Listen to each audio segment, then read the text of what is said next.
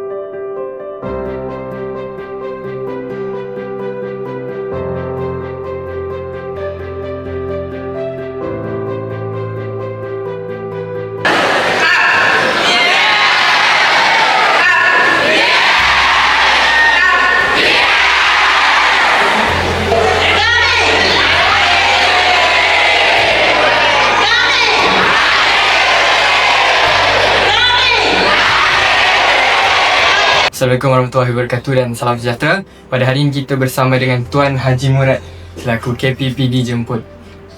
Baik Tuan, untuk soalan yang pertama kita nak minta Tuan kongsikan sedikit kata-kata semangat untuk pelajar dalam meniti kecemerlangan akademik. Okey, terima kasih terima kasih TVPSS SMK Bandar Baru Serting. Okey, untuk mencapai kecemerlangan akademik, khususnya bagi pelajar SMK Bandar Baru Serting ini, saya memberi pesan bahawa untuk mencapai sesuatu kecemerlangan itu dia tidak ada jalan mudah. Semuanya perlu kegigihan, tanggungjawab, disiplin diri, dan juga yang paling penting sekali mematuhi segala peraturan sekolah, hadir ke sekolah, dan yang paling penting sekali mendengar kata guru lah. Jadi bagi setiap pelajar, tanggungjawab mereka untuk membentuk diri, menjaga disiplin diri, memantapkan jati diri mereka, dan seterusnya paling penting belajar bersungguh-sungguh dengan bimbingan guru. InsyaAllah segala kejayaan yang kamu impikan akan menjadi kenyataan, insyaAllah. Dan SMK Bandar Baru Serting, saya percaya dengan kecemerlangan mereka sekolah sebelum ini, semua pelajar akan dapat menyumbang untuk sekolah ini mencapai kecemerlangan yang lebih baik berbanding sebelum ini, insyaAllah. Baik, terima kasih Tuan Murad. Baik-baik kata yang dikongsikan oleh beliau sebentar tadi diharapkan seluruh warga SMK Bandar Baru Serting dapat menerapkan. Terima kasih. Terima kasih. Tahniah dan syabas kepada semua penerima anugerah. Saya Hafizuddin, saya Iqbal Hazim melaporkan langsung dari Majlis Apresiasi Peperiksaan Pertengahan Tahun 2026 bagi kelas TV TVPSS SMK Bandar Baru Serting.